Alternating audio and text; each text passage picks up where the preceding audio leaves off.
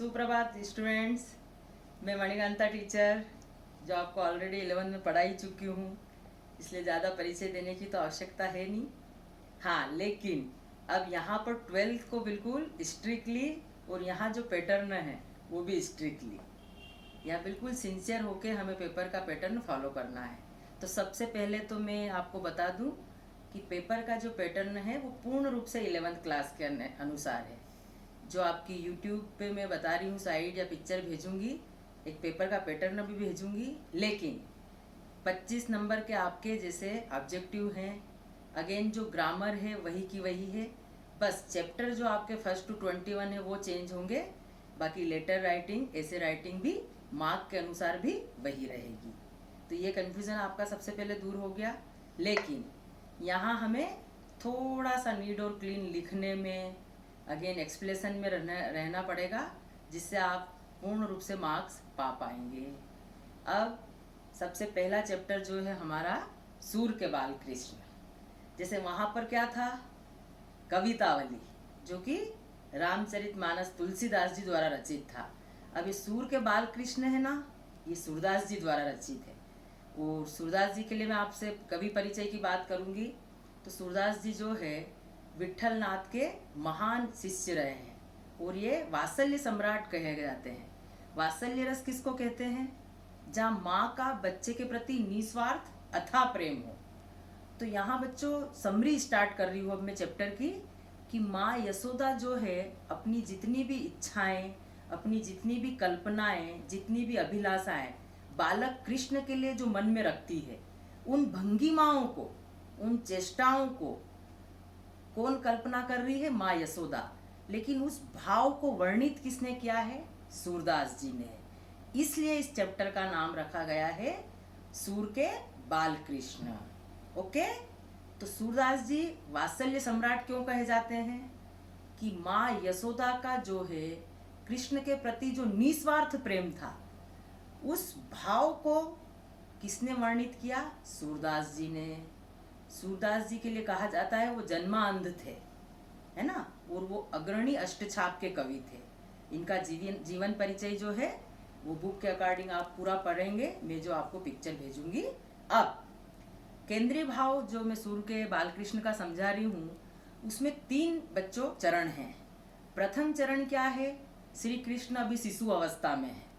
शिशु अवस्था मतलब जन्म के बाद में 1 वर्ष की अवस्था। तो पहली व्याख्या में स्टार्ट कर रही हूँ, ध्यान दीजिए, फिर आप बुक के अनुसार उसको पूर्ण रूप से एक वर्ड टू वर्ड लाइन समझेंगे। मैं आपको पिक्चर साथ में भेज ही रही हूँ। यहाँ पर माँ यशोदा कह रही है, कब मेरो लाल घुटरौनी रेंगो, कब मेरा जो बालक कृष्ण है वो घुटनों के बल चलेगा, कब मोसो कोई बात सो झगड़ो, वह किसी भी बात पर मुझसे झगड़ लेगा, कब मोही जननी कहे नंद बाबा पोकारे मोहे। अर्थात वो कह रही है कि कब वो अपनी तोतली बोली में नंद को तो बाबा कहेगा, क्योंकि ब्रज में पिता को बाबा कहा जाता है, और कब वो मुझे जननी कहेगा। और मेरो आंचल पकड़ो मोहन, ये मैं सब लाइनें बोल रही हूँ बच्चों जो बुक की है। मेरे साड़ी के पल्लू को पकड़ करके वो मुझसे कोई बात सो झगड़ो, मतलब किसी भी बात पर झगड़ लेगा। और जब वो तोतली बोली में ये सब करेगा ना, तो मेरे मन के सब दुख दूर हो जाएंगे।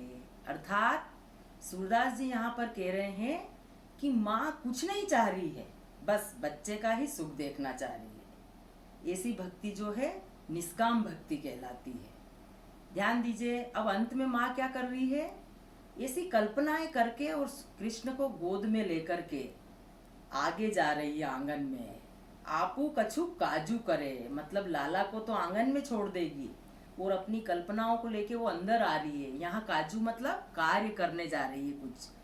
यही बीच अंधारी उठी एक, इसी बीच बच्चों क्या हुआ? आंधी तूफान आ गया। लेकिन आतप डरे, ऐसी आंधी तूफान में भी वो बालक कृष्ण विचलित नहीं हो रहा है, डगमगा नहीं रहा है। और ब्रज के जो लोग थे वो जहाँ थे वहीं खड़े हो गए, वो डर रहे हैं। लेकिन लाला जो कृष्ण है, जो कि स्वयं सृष्टि का रचयिता है, तो जहाँ था वहीं खड़ा हो गया। सूरदास जी कह रहे हैं कि मैं ये सब भाव देख करके स्वयं स्तब्ध हो गया कि ये जितना सा बालक जो कि अभी शिशु परकता में है और ये फिर भी डर नहीं रहा है।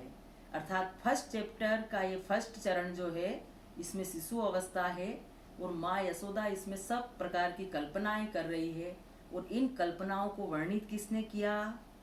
सूरदास जी ने। ओके, अब द्वितीय चरण है।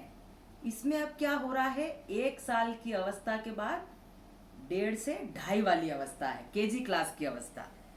तो लाला जो है कृष्ण अपनी माँ से क्या कर रहा है, वन में जाने की जिद कर रहा है। सेकंड आप पार्ट देखेंगे, नंबर 2। आजू मैं गाय चरावन जे हूँ, मैया आज मैं गायों को चराने जाऊंगा। वृंदावन के भांति भांति फल, वृंदावन के जो भांति भांति फल है ना, भांति भांति मतलब अलग अलग प्रकार के फल हैं, अपने कर सो, कर मतलब यहाँ पर हाथ, अपने हाथ से तोड़ करके खाऊंगा। लेकिन माँ भी वैसी है, माँ कह रही नहीं, तुमरो कमल बदन कुमले ही, लाला तुम्हारा कमल के समान मुख, वदन मतलब बच्चों मुख होता है, तो तुम्हारा कमल के समान जो कोमल मुख है ना वो मुरझा जाएगा। और वो जो ग्वाले है ना, जब जाते हैं गायों को चराने तो आते आते उनको गोधुली हो जाती है। गोधुली मतलब गायें जब आती थी तो उनके धूल, चरण से धूल उड़ती थी, तो सायकाल का समय कहलाता था। तो माँ ने यहाँ एक्सक्यूज क्या दिया, तर्क क्या दिया कि नहीं तुझे नहीं जाना है। क्यों? क्योंकि तेरे को वहाँ जंगल में जहरीले जानवर है वो काट लेंगे और कई प्रकार के वहाँ पर कटीले वो है कांटे, वो तुम्हें पैरों में चुभ जाएंगे। तुम्हारा जो कमल के समान कोमल मुख है ना वो मुरझा जाएगा। तो बच्चों ध्यान दीजिए, अब बालक फिर से तर्क दे रहा है माँ को। तेरी सो माँ, तेरी सो मतलब तेरी कसम माँ, ना मुझे घाम लगेगी ना भूख लगेगी। घाम मतलब धूप और भूख, मुझे ना तो धूप लगेगी माँ और ना भूख लगेगी, मैं तो दोनों ही स्थिति में ग्वालों के साथ रह लूंगा। सूरदास जी यहाँ पर कह रहे हैं कि हे पथिक, यहाँ बच्चों जो पथिक संबंध आया है, पथिक का मतलब है हे राहगीरो, मेरे मन में ये जो माँ बेटे का तर्क देख करके मैं स्वयं क्या हो गया हूँ, विभोर हो गया हूँ। और मेरा ऊर मतलब हृदय जो है भक्ति से गहरा गया है। भाव यहाँ पर क्या है वापस कि माँ और बालक दोनों ही अपनी जिद पर अड़े हुए हैं। लेकिन यहाँ पर एक शब्द आएगा, इस प्रकार से लाड लड़ेता मोहन जो है अपनी जिद पर, हट पर अड़ा हुआ है। यहाँ भी किस विशेष जो हम लिखते हैं केंद्रीय भाव के बाद में, तो उसमें आप क्या लिखेंगे काव्य सौंदर्य में, यहाँ भी वात्सल्य रस की प्रधानता। बच्चों अब मैं आ रही हूँ थर्ड, आप मतलब इस चैप्टर को आप मौखिक ओरल कैसे लर्न कर लें, अभी मेन बात वो रहेगी।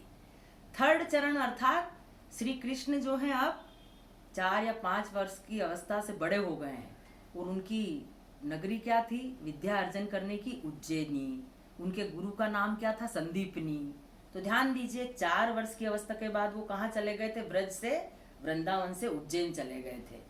और बच्चों ध्यान दीजिए, एक माँ के लिए बच्चा कितना भी बड़ा बन जाए, राजा बन जाए या प्रधानमंत्री, लेकिन वो शिशु अवस्था में या जो बाल्य अवस्था है उसी में रहता है।